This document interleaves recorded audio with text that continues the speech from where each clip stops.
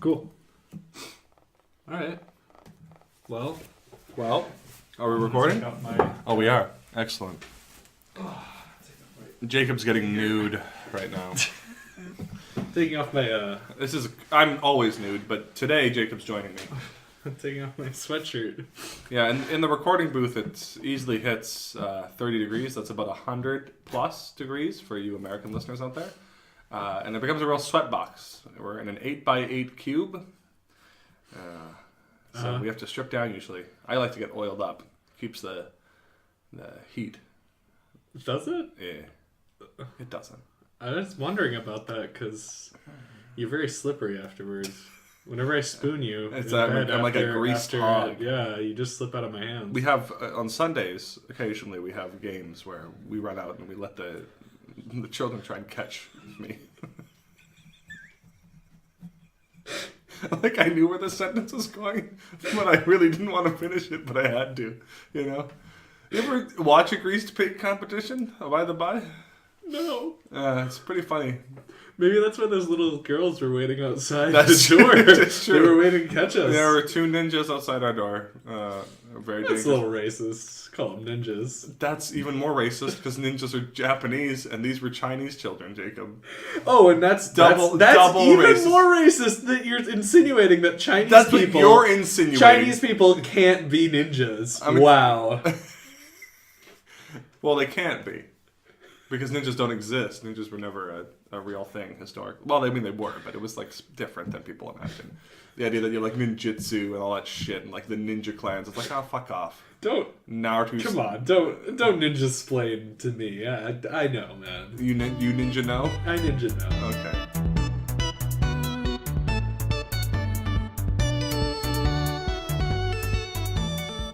Hey, I'm Jacob, And I'm Alden. and we're both teachers at a Canadian school in China. And we're searching for answers. But poorly! So that makes us real human beings. This is our podcast where we talk about random stuff like movies, TV shows, music. Life in China, teaching, politics, sports, pretty much whatever we're interested in. So what's on the schedule today? Today on Real Human Beings, we're going to be talking about food and all the places that you can find food. We're also going to have a little preview of an upcoming series that I'm very excited about. I'm pretty also excited, but in a way that's more than Jacob. And I couldn't think of a word that's more than excited. And last but not least, we'll come up with our picks of the week. Yeah. Check it out, man. Bill!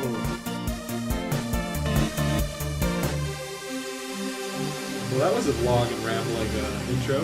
Well, here's a Unlike all our focused ones before. I was going to say, here's to a focused and tight discussion. Discourse? What do we call these? It's just a conversation. Yeah. This one's super loose, I feel like. Yeah, well, it's like we're in a conversation alleyway. And we're about to get mugged. Like, you can see the person, and you're, like, getting ready, but you don't know how the fight's going to go down, but you're, like, planning out the moves a little bit. Sometimes I wish this was a YouTube show so I could put up on there, like, a number of Alden metaphors. Like, ding!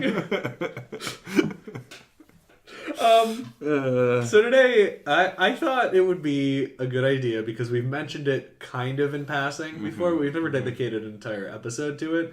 But just talking about something that all of us do, which is, and some of us do more than others. Like me. Is eat. Yeah. Eating. Yeah. Eating. But, I mean, some people don't eat. Yeah, some people don't eat. And then they die. And they die. What are you talking about? But your first statement, where everybody does it, not everybody eats. You know. Are you trying to high road me again? No. Is that what you're saying? No. Are you saying there's starving people in... No, I'm not going to imply that. I'm just implying that it's a choice. I don't know where I was going with this. Let's talk about food instead. I feel like either way you can go with that would shit. be bad. Yes. Let's talk about some food. So I guess I feel like we've mentioned it before, but we've never dedicated an entire episode to it. So right now I just want to tell you kind of about our experiences with food and just go through. I guess specifically food in China. Right. In our town. Sure. Yeah. In the town where we live in China. Yeah. You might have heard things from like other guests. I believe your family talked a lot about going to some Like of the a restaurants lamb. that are gonna get brought up later. Mm-hmm. But yeah, just give a little bit more background to that for anybody who's interested. So to start off, I guess Describe Chinese food in 4 words. in 4 words, Mm-hmm. not like Chinese American food. Chinese-American. yeah, I'm hyphenating that. Oh dear. Yeah. Bam! Okay. I just did it. That's excellent. That's great. And that's how I would say it's really not like No. Chinese American food. If you've had it, North American food, I guess, if we're being inclusive to Yeah. Canada as well here. Yeah. But it's not. It's not Like- only prepared with local ingredients, but it's also a different culinary style too. We're Sure. in the Northeast. Most Chinese American food that you will find is heavily influenced by the South. So it's dim sum, chow mein, those sort of things. Those are Southern style dishes. And we are in the Dongbei region, which is the Northeast region. It's very different and lots of spices. Yeah, but even like Chinese food, Yeah. like doesn't have like even American Chinese food Yeah. doesn't have like True. like they have like spring rolls or Yeah. whatever. Those Yeah. aren't Chinese. Yeah. They have like Japanese food in Yeah. there too. It's like a fusion. Yeah. It's basically Asian Yeah. food in general. Yeah. But yes, here it's like genuine, I guess. Feels And that way. it can kind of put yourself into a different perspective. I guess for context for the listeners, the town that we're in near the school where we work, there's just a strip with a bunch of restaurants on it, which Yeah. supply a lot of the food to the students and to the teachers. So you have options. There's also like McDonald's and KFC and whatever. Like, We'll get to those. Yeah. But the strip itself maybe goes for half a kilometer, and all along it is strung a series of restaurants. And for Jacob and I, we roughly come down to about 5 choices, I could say confidently, Oh, yeah. that we Okay. could say from the strip. 5 things that we could rotate through Sure. on any given day that are all somewhat different.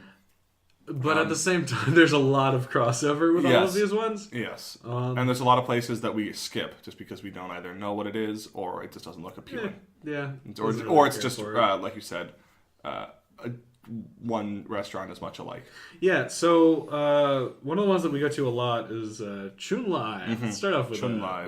with a one that we're dedicated. Yeah. This is, I think Chun Lai is like mountains. Spring coming Yeah. awakening or something. Spring like that. awakening. Yeah, it's like spring coming into the Yeah. something Something. or something like that. Yeah. Yeah. But it's got what I would consider kind of is my baseline of like Yeah. normal fare. Yeah. It's got like Rice. rice with Yeah. meat. Yeah. Fried Noodles rice. with meat. Yeah, it's got fried rice, chow yeah. mein. It's got sort of like this stuff called gobaro, which is twice fried pork. Which is really good. Yeah. It's got so the thing that I usually alternate between a few things, but one of them is the fried rice with bacon and egg, which is like a really great breakfast food. It just tastes like bacon and egg, but just get some fried rice on there. I also get the skewered fried pork. It's pretty good too. Also with rice, I love the lo mein vegetable, or I eat bacon a lot too. Yeah. I like that bacon They've got stuff. this cumin chicken. So So I was going to mention that the cumin chicken, very very good. So the thing is like Chun Lai though. There's a restaurant literally 2 doors down from it, which we don't know the name of. We call Right. it purple. We call it Purple Beads. I guess we should probably say that too. Yeah, none of these ones, a lot of these ones we don't know We the just name make up of, the but names we because just we make up don't the name, yeah. It's identical. Yeah, Purple Bees is Purple identical. Beads serves the same food, Yeah. but there's like small variations. You've begun to develop a palate between the minor variations Yeah. between the two. But Chun Lai is sort of the baseline experience. You're going to find Dongbei classics, so fried rice. You're going to find a lot of this called Disan Qian, which is the 3 buried treasures, which is eggplant, potato, and like garlic or onion or something like that, basically. And just sort of throw it together, and it's usually pretty saucy based. Gobaro is twice fried pork, as we've already alluded to. Cumin chicken is fried chicken with a lot of cumin and star anise. Tastes good. It tastes really good. Usually peppers are involved too, like just green peppers generally. Yeah. And the spice levels are pretty average. You know, I don't know. it's not going to blast your face off. Oh, you mean like that? Yeah, that's true. One thing I'll definitely say is that the sort of what we call the Chun Lai base experience, heavy on the salt. The salt is very heavy. Sodium. A lot of sodium in a lot of the Chinese food here, good, which is something that some people take a bit to get used to. It certainly is problems for some people. Other people really like it though because salt is naturally flavorful and it does taste good. Yeah, it does taste good. Probably not great for health-wise, but so Chun Lai also conveniently it's sort of our go-to. It also is like the very first restaurants on the strip. Mm-hmm. It's the end of it. So if we sort of start, imagine viewer, listener, dear reader, imagine one of those is right. Chun Lai at the end, and if you take maybe about a 30-second walk, you find yourself at one of our guilty pleasures, which is Fanzai. I think that's fair for the second. So yeah, Fanzai is the full name is Fanzai Burger. I believe. Fanzai Happy Burger. Yeah, something like that. Yeah. And it is a burger shop. It's a knockoff. It's like a franchise. Yeah. It looks a lot like Burger King, like from all the pictures and whatnot. It serves beef burgers, but I've never got a beef burger there. No, I've always gotten chicken. Yeah. Isn't that the weird? That's the weirdest. They serve a spicy chicken burger. And some fries, and it's just like a drink. It's very basic. Yeah, super basic. Very basic. It's very quick though. That's the reason why I always go there. Yeah, and it's relatively cheap. Yeah, you just walk in. Yeah, and so this is skipping a little bit, but there's another place called Deco's, which is almost the same, but it's a little bit upscaled. It's a little bit upscaled than Fanzai, and like the burger is not so the bun is not so soggy. Yeah. The fries are a little bit crisper, girthier, I would say, to use your favorite word. But yeah, I prefer Fanzai, weirdly. I like that kind of, that little... Schlummy. Yeah, little crummy. It's a little crummy. It's a little bit soggy. Yeah. I like that. Yeah. I don't know. It's good that way. Yeah, a lot of people don't like it, though. It gives them... indigestion. Yeah, like that. Which is, I don't know, fair. Yeah. That's fair. You need to have a strong resolve. And you got to eat Fanzai. Yeah. But it is sort of our quick and dirty guilty pleasure. Yeah.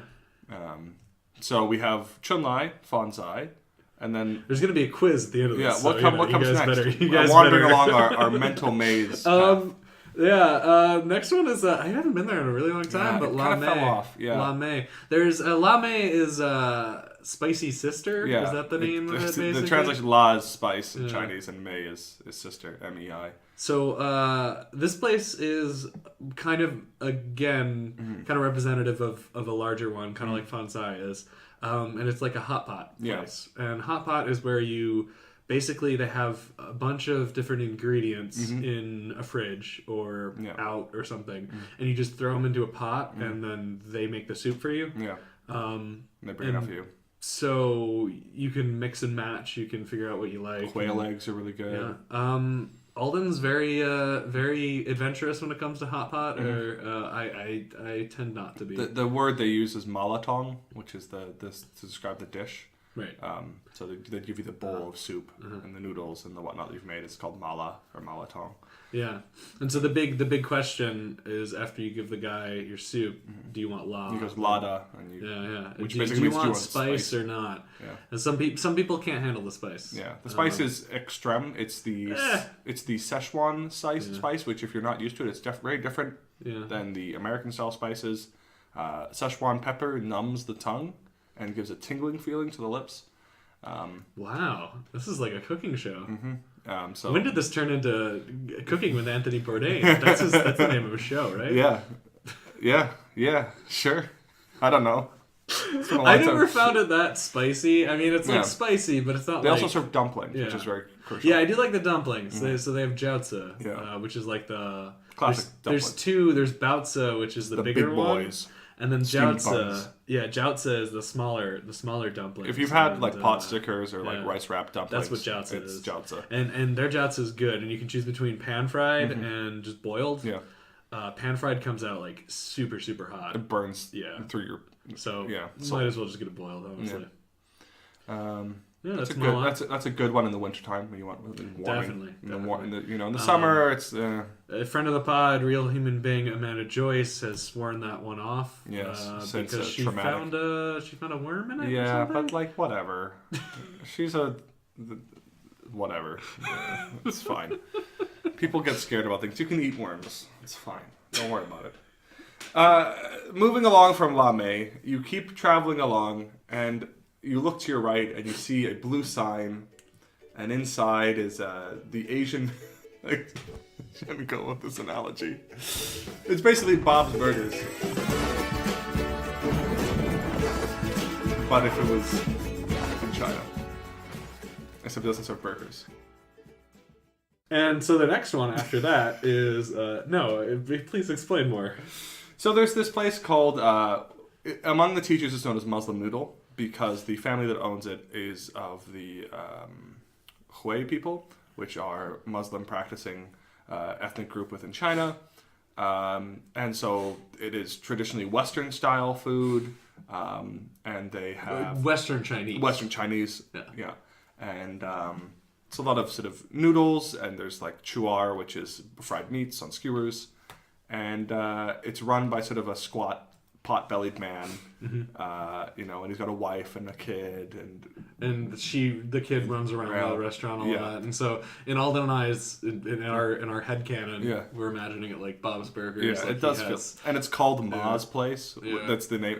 It's Maji in Chinese, which is basically translates to Ma's Place. So it's like Bob's Burgers. Yeah, it's like Bob's Burgers. So, and Ma is a last name traditionally used by Western Chinese, so it's a family name. Usually Muslim, Yeah, usually Muslim. Yeah, so it's It's nice. We ate there today, actually. Yeah. It's got like a slight different a lot of the ingredients are all the same, but like it's got different the way they put it spice. together. Yeah. And I don't know how else to describe it besides that. It's more savory rather than spicy. Sure. Okay, that's good. It's got more punch with the herbs rather than with like any sort of particular spice itself. Lots of garlic. Yeah, lots of garlic. That's true. It's very tasty and it's very cheap too. There's another thing too.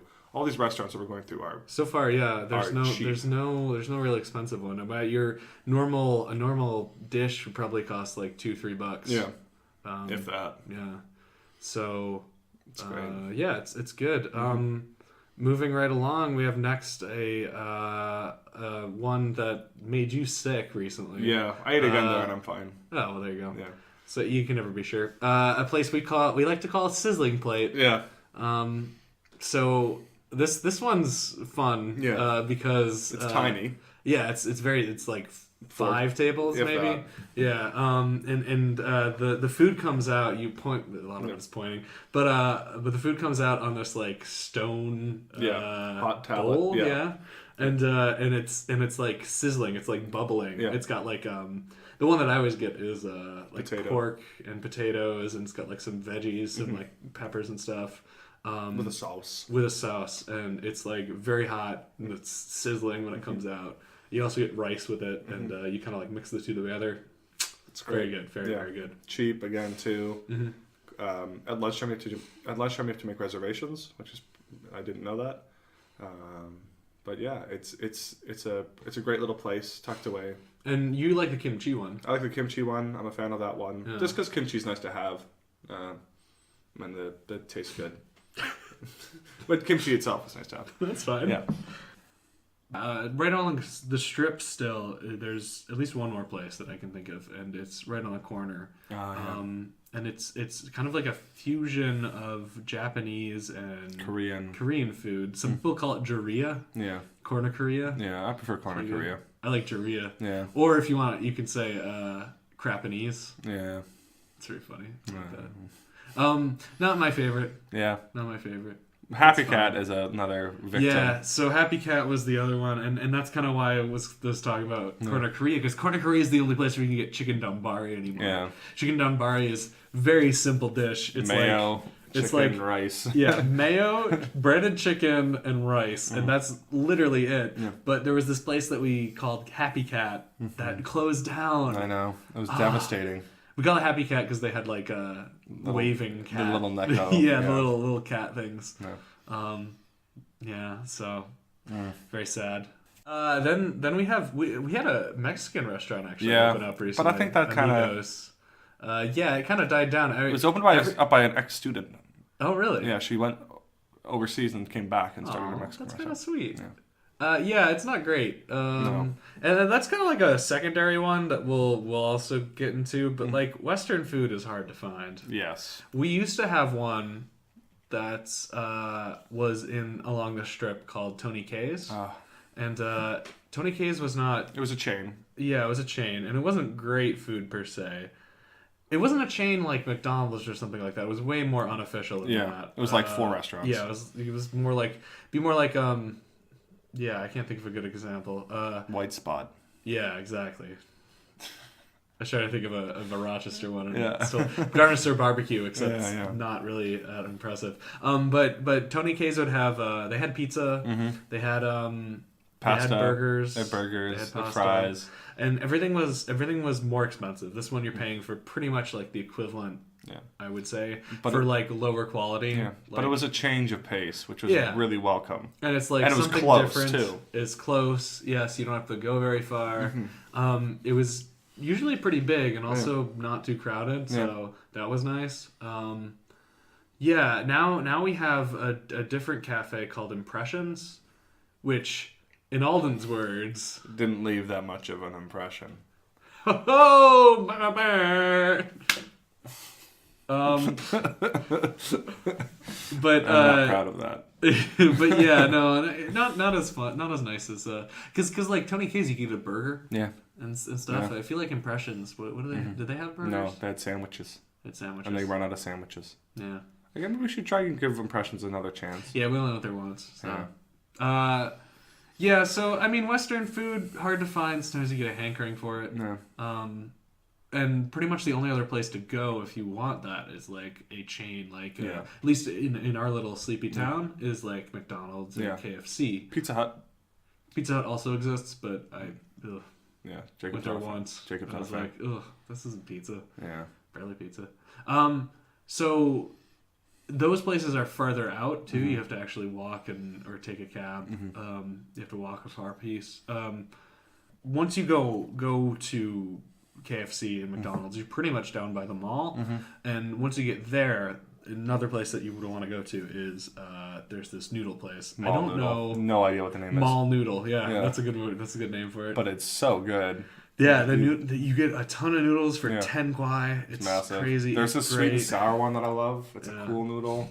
It's cool. It's like not hot, which is weird. I get the same one every single time. I get the same one every because time, I too. love that one. Yeah. But I mean, it's the first one I Yeah. ever tried. I'm Yeah. just like, this is my thing. It's got like peanuts and like bok choy. Yeah. Bit of and- spice. Yeah, and noodles, and it is. They got this wonderful. flavorful broth. Yeah. Man, this hits the spot. It's good. Yeah. That one's pretty high up there because you go out and you get some groceries Yeah. from the supermarket that's out there, Yeah. and then you also Get some able to do Maldonado. that. Yeah, so within our town, there are restaurants that are They're quite- like sit down. they're sit down proper restaurants. Yeah. They're not like the strip ones, which are a bit more dine and dash. Yeah, yeah.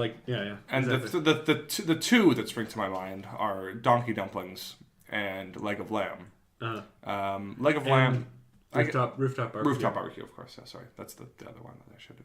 Rooftop barbecue is exactly what it sounds like. It's a barbecue place, a chuar place. Chuar is meat on a skewer, essentially, fried. Again, heavy on the cumin, usually lamb. Yeah.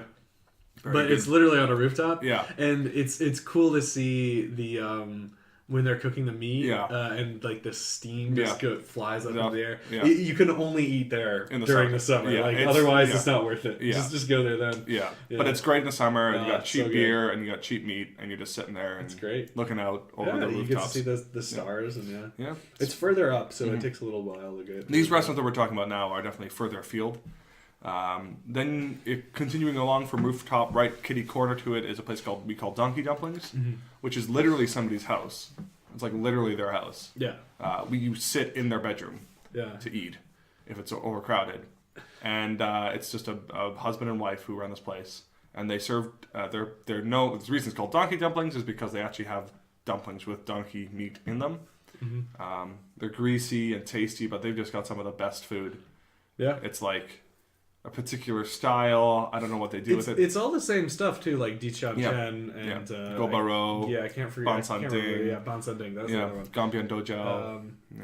which is this there's this the cucumber Cucumber and peanut. It's a cucumber, vinegar, peanuts, and red onions. Yeah, that one's really good. Or then they have the fried which one's the fried green Gambian dojo. Yeah, which is like fried Green beans and garlic with spice, which is really good.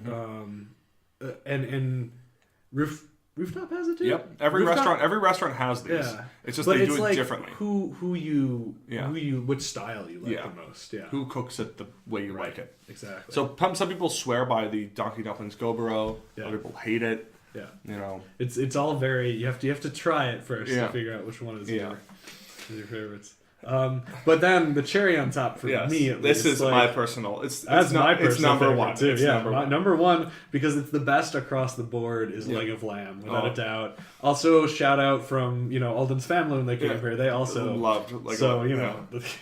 We'll see how many other people. Leg of lamb. Its focus is that you go and you get lamb there. You can get a. Man, the lamb is so good. Yeah, it's like fall off the bone, great meat, and spices. like legit, it's on a bone. It's on like a bone. They just cut off the hock. They cook it right then. You get it in gin. Gin is 500 grams. That's about. It doesn't matter. It's 500 grams worth of meat is one gin, so you can get It's a lot. 4 gins would feed 6 people, maybe 8 people comfortably.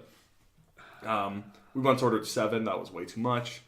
So good. It's so good. And the other thing is that it doesn't come out. It all comes out at different times. Yeah. So you get like all the other stuff first. That comes out first. And you gotta pace that stuff is so good too. Though that's the thing. Yeah. It's all on such a high level. Yeah. And it's all my favorite. Yeah. That leg of lamb is without a doubt. And you have to pace yourself because it is the gobaro. Some people hate it. Some people love it. But I think for Jacob and I, it's like it's just the all-rounder. It's the best all-rounder. There's really no other way of describing it. Yeah. Its price is reasonable. You get great food. You get a great atmosphere. It's very gourmet, which is sort of dirty floors and the tables aren't totally clean and there's somebody like hacking a dart in the back and like the waitress is sort of standing there sort of watching people fight over who gets to pay the bill. Yeah, it was funny.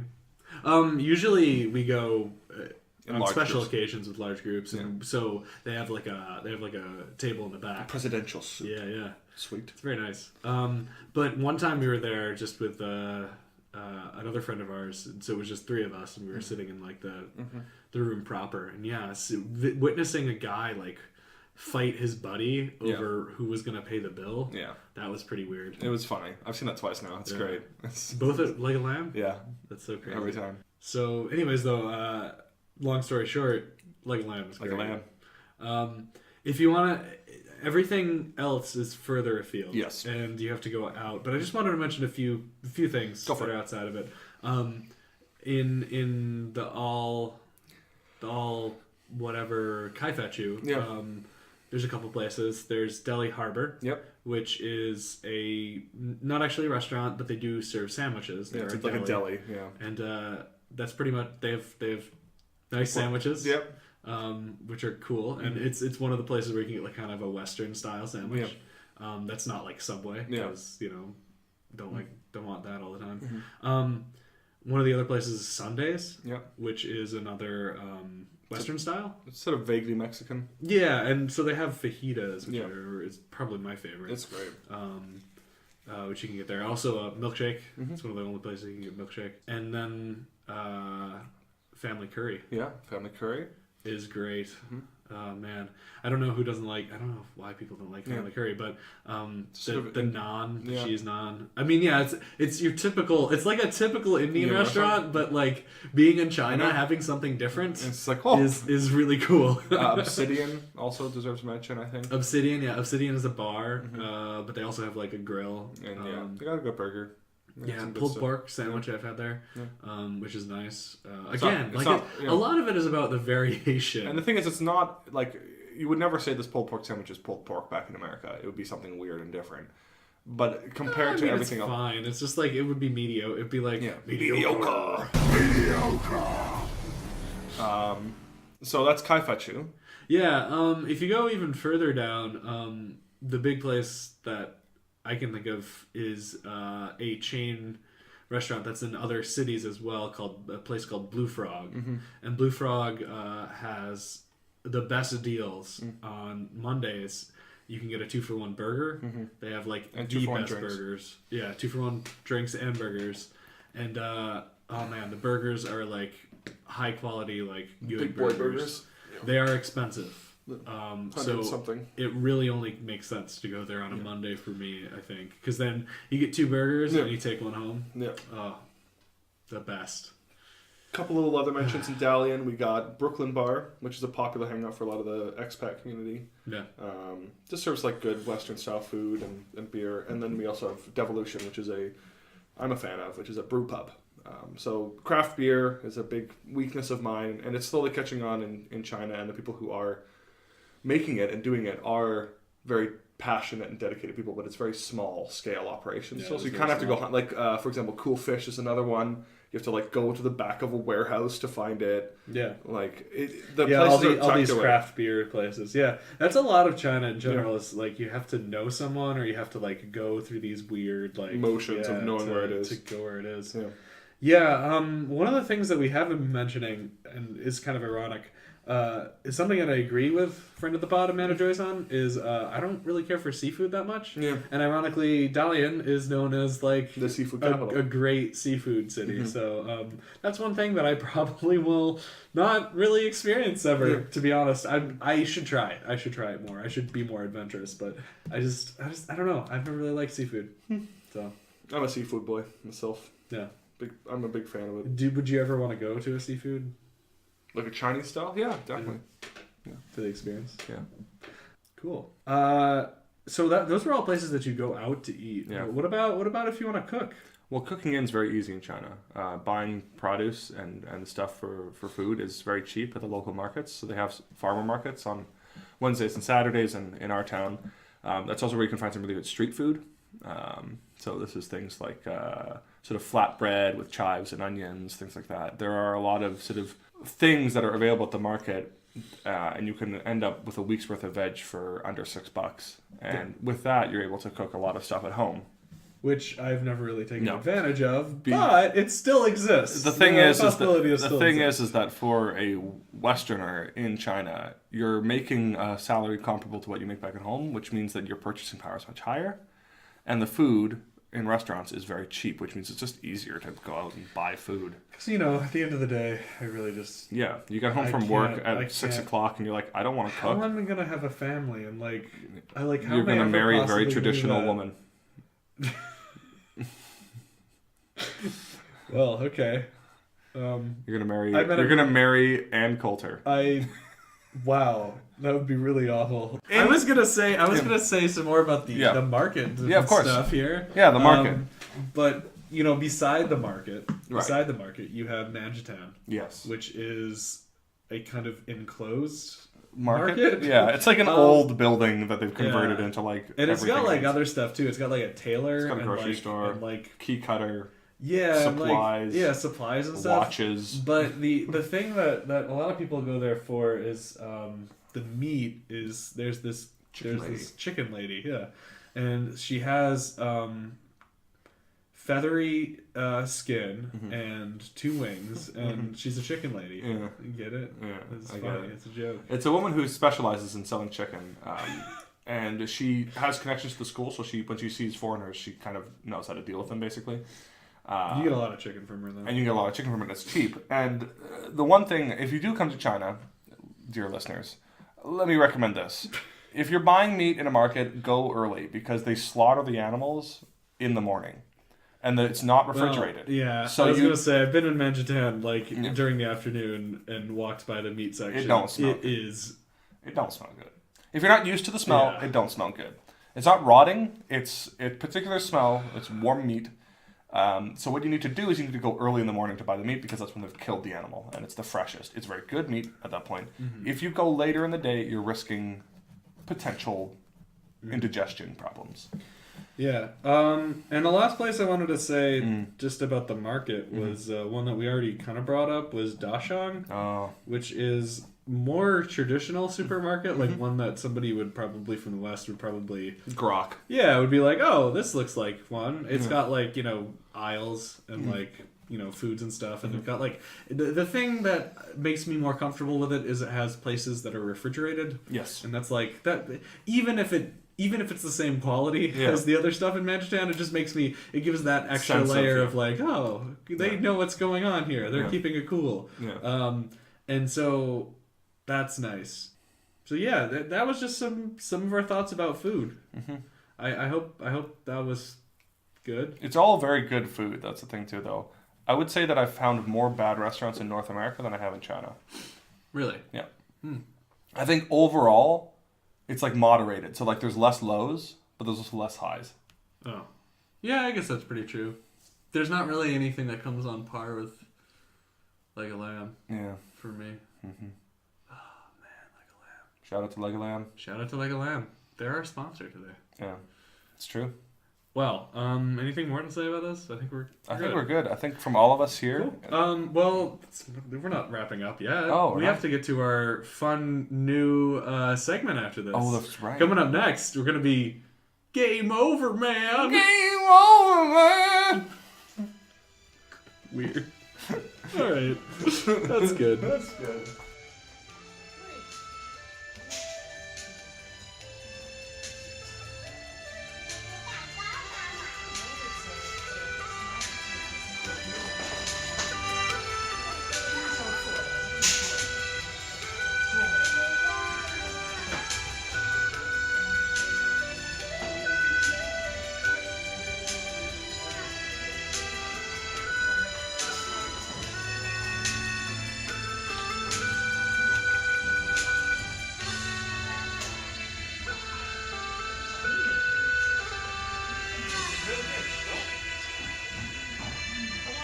Hello and welcome to another interlude.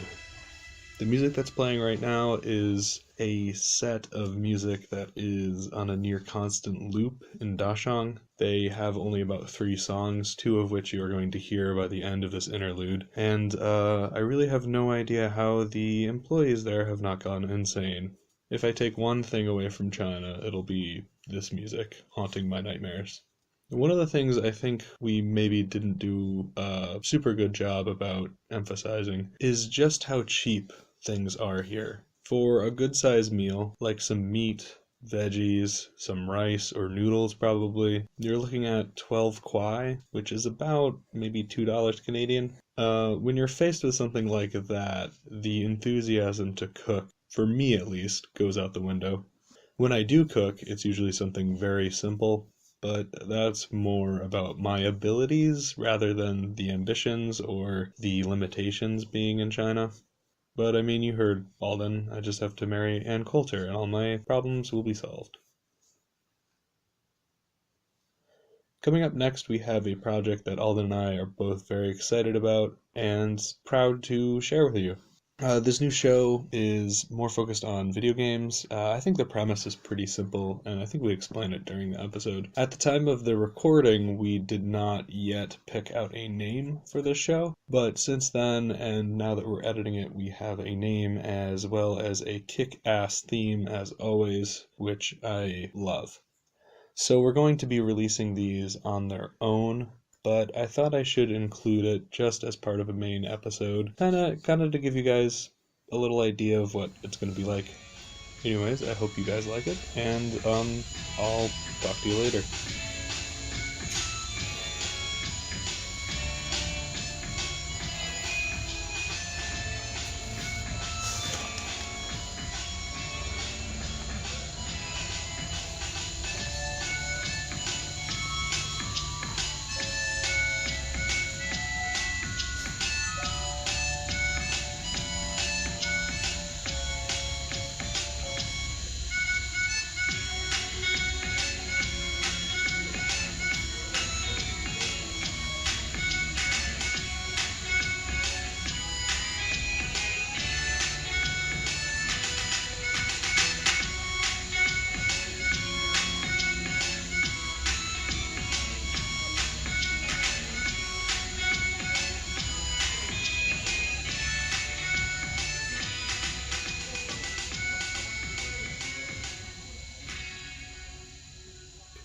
Hi, I'm Alden, and this week I played Getting Over It, and boy, did I get over it.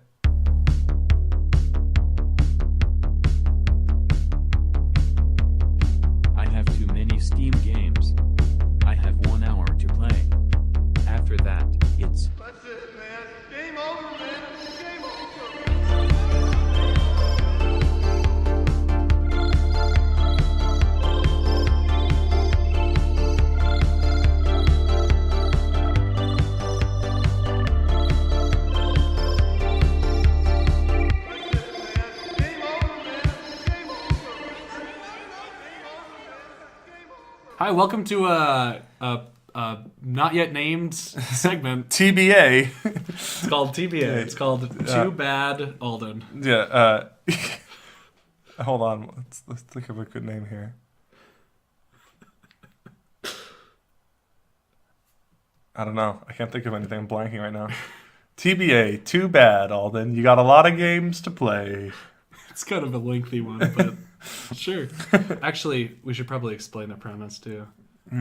So this is a new show that we're demoing / doing. I guess just doing. Yeah, we're just doing it. Where I've bought way too many Steam games. Let's just put it that way. I've put way too much money into something that I'll never be able to finish. So how many games do you have right now? 676, I think, at the moment. But like at least 150 of those I won't play because they're garbo or like weird demos or something like that came with like other games. Regardless, I was reading these reviews from another person where he plays an hour of a game and then gives it a review on Steam, and I thought that's a very like that's a cool way. It's a cool way of going about it. So I'm going to start and doing that. I'm going to start and try and do this. And this is an effort to try and push myself to finish something in my life because I'm an unfinished piece of garbage who doesn't appreciate his friend and all his hard work that he does. After an hour, what are you gonna like? So an hour, you think that's enough time to like? Yeah, I think an hour is enough to get a sense of the game. And so, like, what are you gonna talk? This is more meta, but like I think maybe you should also say like whether or not you're gonna play it again. Yeah. So what type of information are you gonna give us? Well, first off, I'm going to try and describe the game to Jacob in under 2 minutes. Right. Using nothing beyond descriptive adjectives. I can't like just really? Okay. I need to be like careful with how I describe it. Basically, it can't be like my man on the street thing. I'm gonna have to describe it poetically. Pretty much is. I know. Yeah. Then I'm gonna break down some of my thoughts that I had while playing it, and then I'm just gonna give it a review out of 10. And would I play it again? Would you keep on playing? Would I keep playing it past an hour? Cool. What did you play this week? I played Getting Over It with Bennett Foddy. Here we have our first segment. Then we're past our first checkpoint, and we're on to our second one, or our first one. Yeah. Well, whatever. Yeah. Hurry up mode. So Alden, I'm gonna set the timer, and under 2 minutes, 2 minutes or less, you have to tell me all about Bennett Foddy. Foddy? Getting over it with Bennett Foddy. Yeah. That's whatever. So here we go. 1, 2, 3. Begin. Imagine a man emerging from a black cauldron and wielding a huge mallet. You can't see his legs. Yeah. And it's just his torso. He's naked. He's muscly and bound. And you can move the mallet to move the body in the cauldron. In front of you lies a mountain made up of various detritus and sort of odd shapes and things, canoes, paddles, washing machines, and it just climbs and gets higher and higher, and you have to use the mallet to drag your cauldron body up the side of the mountain. However, the controls are impossible, and the physics are unforgiving, so you tend to make a lot of mistakes, and you tend to fall quite a bit, so you have resets your progress. There's no saving, and there are very little in the way of player aids. In fact, there's almost no player aids. Couple this with a smooth jazz track, which is very nice, some bluegrass music, and a pretentious asshole telling you different quotes about things and his design process, and you get Getting Over It with Bennett Foddy, which I think is a supreme meditation on the karmic rebirth cycle and Zen Buddhist thought. That's how I would describe it. Well, good. Checkpoint 2. Move on to your general thoughts. What did you think about playing this for an hour? I've watched this. Yeah. I know this one pretty well. There will be other ones that I have no idea. This is a game that's been covered by a lot of people who are better than me. Right. There are speed runs down to under 2 minutes. I have a friend who can do it under 7 minutes. Wow. This game has been talked to death. So I'm not going to spend a lot of time on going through the nitty gritty of it. There's just some things that I want to bring up that I really enjoyed about it. One thing, I think the design of the game in that it's unforgiving is very refreshing. I really like that. I like it when a game seeks to challenge you and doesn't try and hide any of its bullshittery. Like it's just you versus the game. It's not trying to doesn't cheat. The game isn't cheating, so you can't cheat it. It's just what's the word? when you have all the information, like chess, you have all the information in front of you. Yeah, I don't know what you call that. Yeah, either. but you know the thing. So that was an aspect that I really enjoyed, the sort of sparseness of it. Yeah. I really like the pretentiousness of it. I like the I like I love the fact that he had the fucking gall to do this. Yeah. That he sold it for money. That he put his narrative over top of it. I love that. That it's so clearly a work that he cared about, and B, a work he said, fuck it, whatever. I'm just even though it's gonna piss people off. Yeah, like it's both. It's this sublime beauty of like going, this is work that clearly he just shit out and just was like whatever, but also it's work that he cared about. And it's like it's right in that knife's edge of just like, oh, the fact that it's getting over it with his Benefati, name, that's a brilliant little move right there. That in itself implies like some, greater importance to the person making it. Yeah. It's not often that you see a name of a video game with the name of the person who made it. The only one I can really think of that jumps to mind is Metal Gear Solid. Oh, really? He slaps his name on everything. I mean, he deserves Hideo to. Kojima. Hideo Kojima deserves he just to. has it like on everything. Yeah.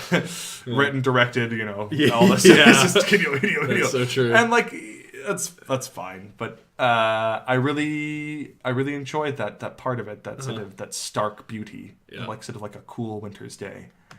The second part that I enjoyed was the music. As I alluded to before, there's some really good smooth jazz. Okay. That really takes the edge off, or puts the edge on. Does it? Because I was going to say, I think it would make me more annoyed. It's both. It's brilliant. Because it sort of calms you down when it's going along, and you're like, yeah. But then when you fuck up, you're just like, because it's like, because it only plays when you fuck up. Right. You bounce back down the and then mountain, it sort of starts and playing. It's like, yeah. Only he has a British accent. Yeah. Only governor. That's so bad. Cheerio. Like, fall down 10 times, get up 11. What do we do, Master Wife? Master Wife. She was only 19. We burn the jungle. Some men want to see the word burn. There's no feeling more intense than starting over. If you deleted your homework the day before it was due, as I have, or if you left your wallet at home and you have to go back after spending an hour in the commute. If you won some money at the casino and then put all your winnings on red but it came up black. If you got your best shirt dry cleaned before a wedding and then immediately dropped food on it. If you won an argument with a friend and then later discovered that they just returned to their original view. Starting over is harder than starting up. If you're not ready for that, like if you've already had a bad day, then what you're about to go through might be too much. Feel free to go away and come back. I'll be here. So I really enjoyed that. There's this great bluegrass track that plays, or sort of like old timey. Reminds me of "Oh Brother Art Thou." Yeah, that's bluegrass. It's like folk music. Yeah, it's really good, and I can't remember the specific lyrics, but it was just a nice change of pace. So the sound is also very stark. It's just this noise as the guy swings his mallet. Yeah. And sort of sweating noises, and then the tink tink of the mallet, and a bit of wind. And finally, my thoughts on this Zen Buddhist thing, which I'm going to just run past you. Yeah. Zen Buddhist. Or just sort of here we go. The idea. So the whole point of the game is that you get over it, both figuratively and literally. Get over what? You'd get over your feelings of anger. But get over over the mountain. Over the mountain. You get up and over the mountain, and you get over the feeling of frustration. That's basically what Benefati is trying to say. I think personally. Sure. So the game encapsulates this sort of like, why are we here? Who gives a fuck? Meaningless struggle of life. Like, we all die in the end. Like we all get Sisyphean task. We all get over it in the end. We all die at the end of this journey that we take. Sure. And we needlessly put shackles on ourselves too. And this is the part I love about Pot Man or Cauldron Man. He could climb out of that pot. It's not like he's stuck in that pot. I don't really know that, but for sure. You see his torso and you see the mallet. Why not use his hands? Why not throw away the mallet? Why not step out of the cauldron? Why not try anything? The game. Well, I know it's the game. It's the parameters that you live in, but it's like the same thing in life, right? Like you've broken through to a new transition. We stick our lives into these boxes. We go, oh, I can never do that. I could never do this. I can never go here. I'm not like that kind of person. But no, there's those artificial constraints that you're putting on yourself. A game is all about artificial constraints. That's all a game is artificially manufactured constraints to maneuver yourself through to get to some end goal. Ideally, the man in the cauldron should remove himself from the cauldron and simply ascend to opening his third eye and I like seeing the world. I could see you trying to think of something else to call it, but seeing the world as it is. You went with third eye. Third eye, yeah. But he exists in this cauldron, and he could. Much backstory to him here. This is my thoughts. All right, you wanted this. You wanted this. Jacob asked for this. Yeah, I know. So, to me, when I play it, it's a representation of modernity, or at least being alive, because there are things that are challenges, and you try again, and you try again, and you try again, and you're failing, but you keep trying and trying and trying until you get over it. And theoretically, you probably could remove a lot of the constraints on yourself, but I think actually it's very difficult to. Or maybe even that the message is you do so in spite of the limitations. Like, the human body is naturally limited. So maybe it's the beauty of life that we continue regardless of our limitations, regardless of the things that we place upon ourselves, and we find some comfort and solace and get over things, even though we are constrained by doubt, pain, love, happiness, sadness, all those things that hamper our world view or our clarity or our ability to interact with the real or the unreal. Yeah. Maybe that's the point. So these were all thoughts I was having. Yeah. Sure, for my money, I feel like you're getting a lot more out of it than... I mean, maybe there's a transcendent thing, but I think But does that matter? In general... Maybe... I mean, it's fine. Everyone gets what they want out of it, but I just think it's... I can't personally like... I just think it's so stupid. I think it's so stupid. I think it's brilliant. I think if a piece of work or art can move you to think these thoughts, I don't care what the original intention was. I don't care what... Yeah, that's fine. What other people think. That for me, it's a piece of transcendent art. I think it's a brilliant examination not only of video games, but of our own personal attitude towards art and video games. And I would say that this is one of the first, one of the few video games that legitimately I would classify art over game rather than game over art. Okay. There are a few games that I would also put in that category. So Gone Home, for an example. Sure.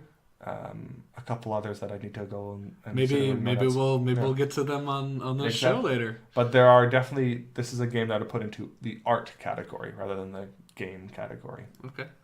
Any final thoughts? No. Next checkpoint. Final score and final judgment. Yeah. I would play again. I would play more. Yeah. And I would. You would play more, I would play more. Really? I would play more. Yeah. Why? Because when would you just put it on for 5 minutes? Okay. Or maybe it's meditation. You know, or just to see if I fail again. Okay. You know. All right, I wouldn't play for an extended period of time. Yeah. And for me, I'd have to give it a 7 out of 10. Okay. That seems kind of harsh. Maybe I shouldn't give a score. No scores. Scores aren't needed. That's fine. At this point, I think this is an unscorable game. That's fine. We might come back to scores. We might. Yeah. You might decide. Who that knows? You want to keep this is my show. Or not. I'm running this show. Your show. I'm running this. Mission complete. So if you want to see any more of Alden's adventures, if you want to see him doing it live, check out our Twitch channel. We're going to be doing it, I don't know, we'll do a schedule sometime. We'll also be releasing these on our YouTube channel. So check up on that if you feel like going further and seeing him work through it there. But anyways, this has been a Dark Wolf Media bonus show. Bonus show yet to be determined what the name is. TBA. Too bad, Alden.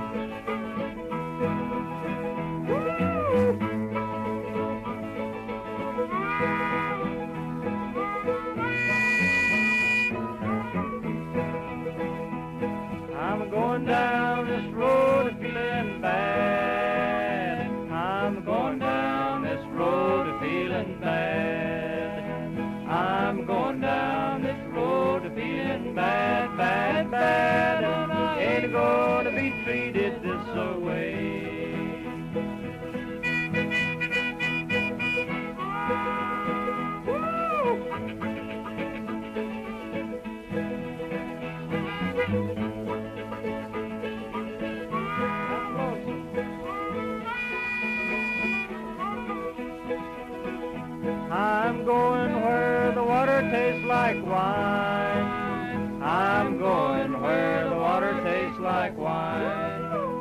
I'm going where the water tastes like wine, wine, wine. The music for this interlude is Going Down That Road Feelin' Bad by Woody Guthrie. And this is the music that is playing in the game while Bennett Foddy talks about his meta-narrative of actually constructing the game and what went into it. For the record, I understand what the game is all about, but I still find it kind of annoying. Weird thing that I learned from the Wikipedia page is that players that make it to the top are in like a special club, and they get to go into a chat room and talk to other players that have also finished the game.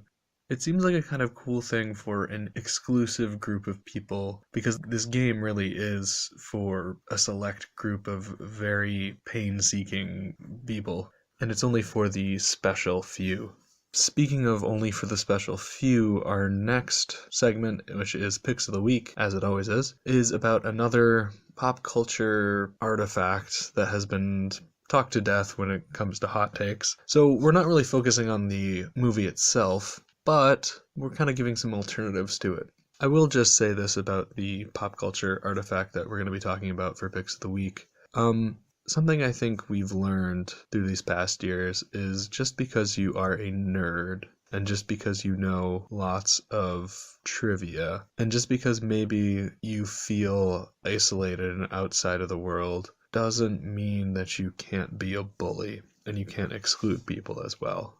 And that's where a lot of my problems with the movie that we'll be talking about come from.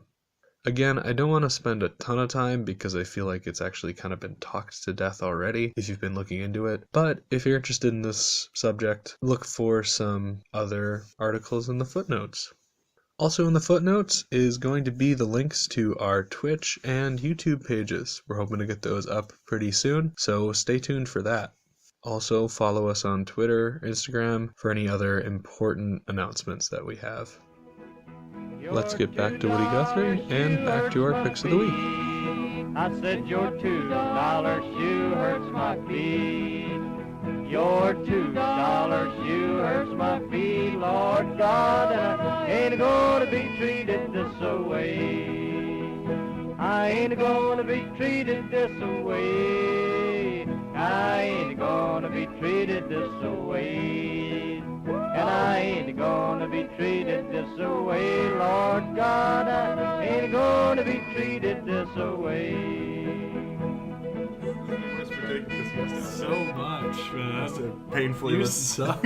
I'm the worst. Anyway, Well, welcome to Picks of the Week, where we pick things that we like to pick. way to cut me off, but yeah, that's exactly correct. We're picking things that we like because we like them. And here's the sting that Alden made that was his Picks of the Week that he totally said he was going to do last episode and he never did till now.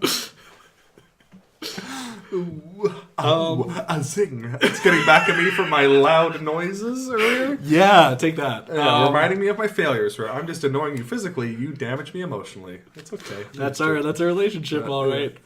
Our Picks of the Week this week come with a little bit of a theme we just saw. Ready Player One. The smash hit 1980s nostalgia-driven fuckfest. Jesus. Well, it should have been a fuckfest. I guess that's sort of my point. I live here in Columbus, Ohio. In 2045, it's still ranked the fastest growing city on Earth. But it sure doesn't seem like it when you live in the stacks. They called our generation the missing millions. Missing not because we went anywhere. There's nowhere left to go. Nowhere except the oasis. It's the only place that feels like I mean anything. A world where the limits of reality are your own imagination.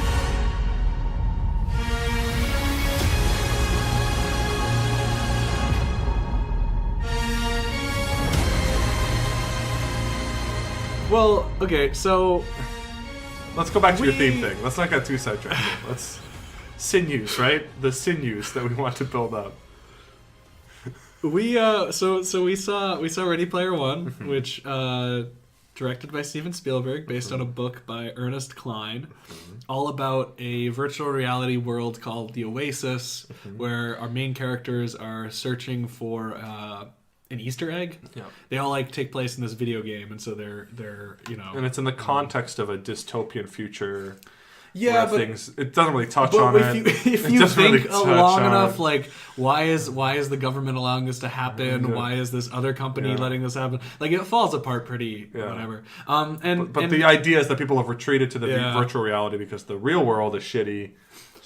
So pretty much everybody, their This- mom, the yeah. dog, the cats.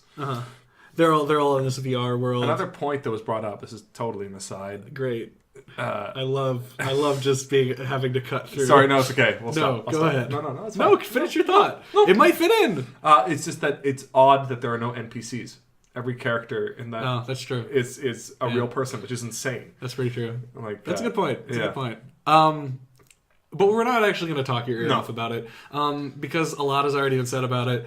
I think that if you look at the difference, if you look at the reviews that came out during the book in 2011, and then you look about this movie, which is coming out 2018, Yep. or the book was 2015, something like that.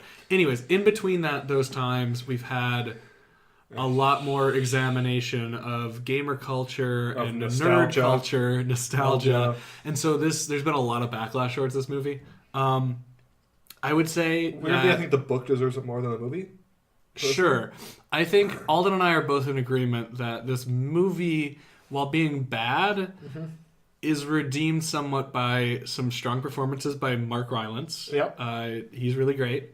Because he directing? does something different. Yeah. And Steven Spielberg. Those are the two things that really... Music for me too, not the Sure, Yeah. sure. The music, the original music is really good. I mean, it's classic Spielberg, like what you would expect from him. Yeah. I think he elevates what would otherwise be a pretty boring. average, like whatever. It's like, a sci-fi action whatever thing.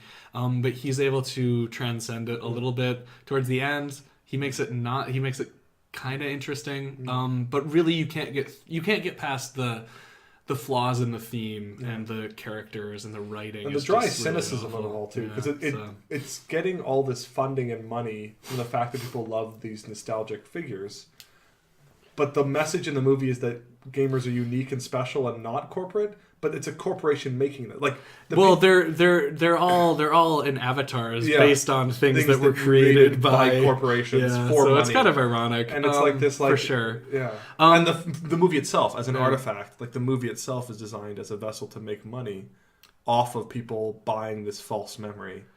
Well, okay, so I didn't want this to be a huge long thing, but Sorry. I will say that one thing that I thought was really interesting is that the things that it's aping, like Back to the Future, Jurassic Park, Star Wars, all these different things, are them themselves based in nostalgia. Yeah. George Lucas, Steven Spielberg, Robert Zemeckis, all these people from the 80s were making these movies based on movies that they themselves had seen and they themselves had liked, and they were steeped in nostalgia as well. But they so didn't. this is nostalgia. This is a shade of nostalgia. This is like, twice removed. Like, But it I was, would- like Star Wars and Indiana Jones are based on like action serials of the day or adventure stories. These are based on stories. And that's like the weak. That's so weak. That's like barely would say too anything. So that's why Spielberg kind of props it up a little bit. I would say that the movies that were, homages or based off of nostalgia, like Star Wars and all those ones, at least they did it with a bit of subtlety, with a bit of originality. Well, and they've become more famous than the original product ever was. Nobody's watching stuff from the stuff that Spielberg and Lucas were watching. No one watches Flash Gordon anymore. That's where he got. Speak the for ideas from. yourself. Anyways, so that's our dry and dirty 5-minute review. Not going to go super into it because honestly, there's a lot of people. Yeah. I think we both came out as a 5. Yep. Technically it passes as a movie. 5 out of 10. Checked all the rubric boxes, but for all USA listeners, by the way, 50% in Canada is passing. So I don't know what to all the US listeners out there, why is your pass 65%? It's just fucking weird. Anyways, throughout the whole entire movie, Alden and I were talking because that's what we do anyways. But we were just saying that there are so many other better movies and better examples of pop culture or anything that has done this Yeah. better. And so like some ones that came to mind for me while I was watching the movie are Wreck-It Ralph. Yeah. Like does a way better. It has all these IPs in there. Yeah. Scott Pilgrim, way better idea for a video game movie. video game world kind of thing. Yeah. Another example would be Blade Runner. Blade Runner 2049. or Blade Runner Or just Blade Runner. Just Blade Runner. The Matrix is also a better example of this. Yeah. Those are just a couple. Yeah. But we came up with some other ones which are a little bit more obscure. Yeah. Do you want to go first? Well, I've got a bunch of. I mean, like the idea of a VR world lends its roots to deeply in cyberpunk. That's where I'm coming from. This one. So, like, what springs to mind for me is Neuromancer.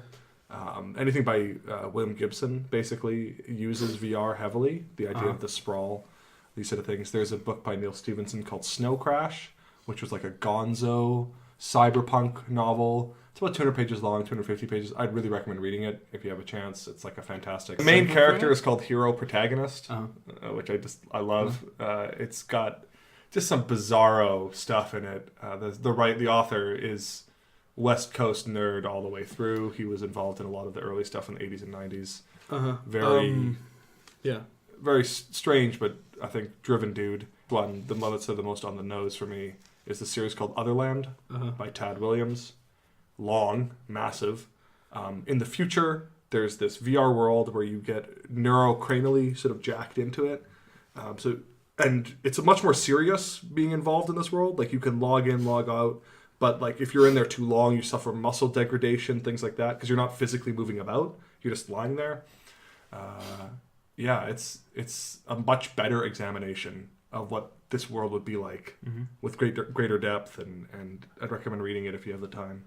But this one series, it's by William Gibson, but it's not related to his famous one. It's called the Hard Light series, and it's about, basically at the core of it, a guy trying to marry a virtual reality pop star, an artificial intelligence. So this rock star wants to marry a virtual reality pop star, and the second novel is called Iduru, which is how the Japanese would pronounce idol.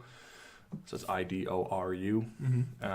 And it's all about this sort of interesting conjunction between the real and the unreal, and how it kind of doesn't matter at some points, or like they can be overlaid and be just as real. And it's this really cool meditation on like, what do we view, like if our data from our world, our personal data, is so enmeshed on like this virtual reality, it can affect both ways. And so, for example, the main character feels incredibly guilt-ridden because this woman that he was sort of corporately spying on ends up killing herself because of his actions through manipulating social media data and stuff like that, because they wanted to make her a new pop star, and it actually drove her to insanity. Surprisingly prescient for the Facebook exactly. Cambridge So Analytica it's like stuff. Huh? It's a super intelligent meditation on the dangers and sort of reality of the two combining. And it just does it way better than anything in Ready Player One. Yeah. And so that's my suggestion. The Hard Light series by William Gibson. And I think the first one is, I can't remember the first book's called, but the second one's called Iduru. Or Idoru. Minor correction there. It's actually the Virtual Light series. Great. Apologies. American Canadian author? Yeah, William Gibson. American Canadian. That's such a weird thing to hear. William Gibson lives near me. He lives in Vancouver. He's a personal fan of mine. He invented or co-invented cyberpunk. He was sort of in this wave of early 80s. He's a fan of yours? I'm a fan of him. Yeah, you said he's a huge fan of me. He's a huge fan of me. Do we have to get him on Real Human Beings? No, I'm a massive fan of he's like an idol of mine. And he co-invented, or he was sort of on the front line of cyberpunk in the early 80s. And then he also, weirdly, co-invented steampunk at the same time with another author when they co-wrote The Difference Engine, which is a fantastic novel. Cool. Yeah. Really good. He's just so ahead of he's like thinking on another level. It's crazy. Like, he's so ahead of his time. His stuff is still relevant, even though he wrote it in the 90s. It's still like, oh, that's a plausible future. It's that aware, I guess. Okay, cool. So the one that I have is called Kimmy 66. The pick that I have is comic book by Aaron Alexvich, who was actually a concept artist for Invader Zim. And if you look at his art, he looks very similar to Invader Zim. It's got this weird like cartoon / anime-esque style to it. Thick black line for the edging. So he's also, besides Invader Zim, Aaron Alexvich has also done stuff like Eldritch, Serenity Rose, some stuff that I haven't actually read, but I totally like forgot about this comic book until watching this movie because I was thinking like, oh wait, this sounds really similar.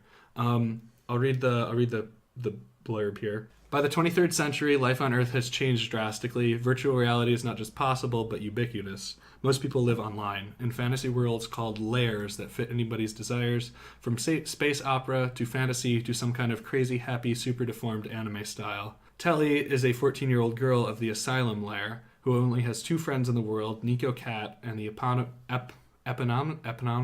do you say that? Eponymous? Eponimus?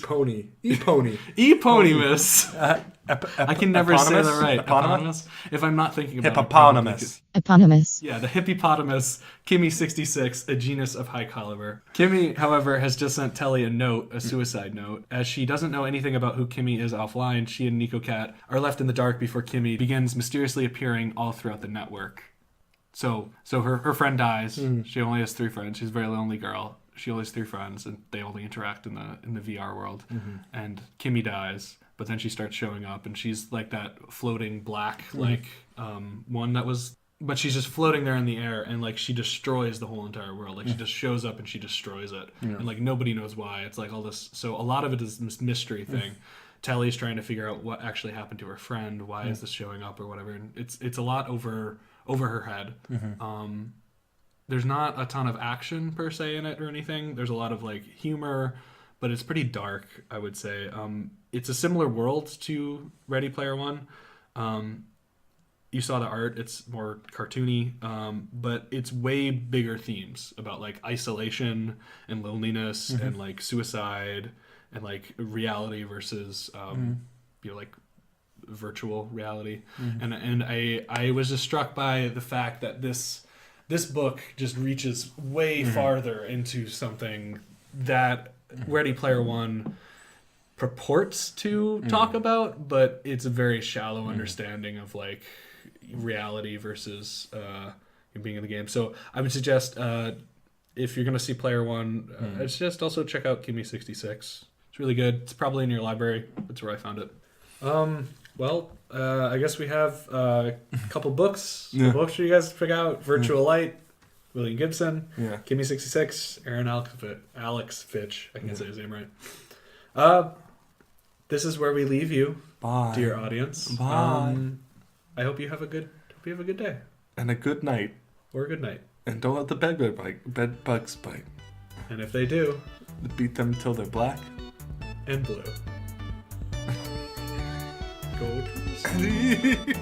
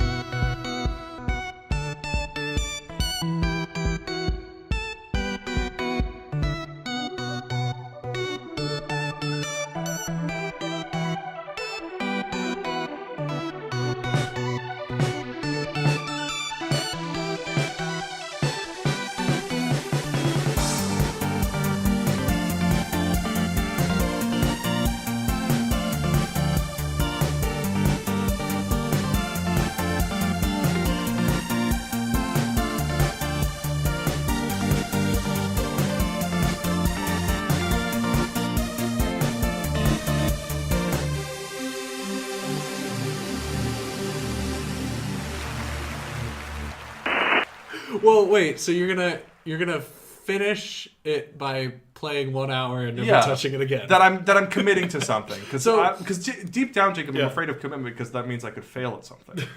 If I try and commit to something, this is gotten too real. What I'm trying to say, I'm just trying to say on air that Jacob is the rock. I'm cutting this. I don't know why you're. He is Peter. I'm Jesus. What? You're my rock.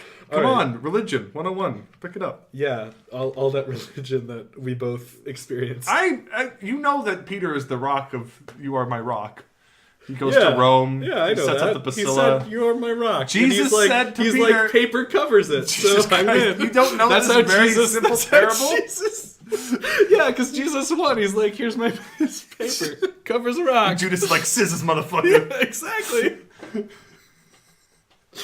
So, that'd be a dope name for like a rapper, like hip hoponymous. It's just like the Fly the Conchords, hip hopopotamus. Anyway, and the rhyme monoceros. Kimmy, however, I'm on track. I'm totally taking that all out. No! That's just the L there. No! Jacob's controlling my narrative.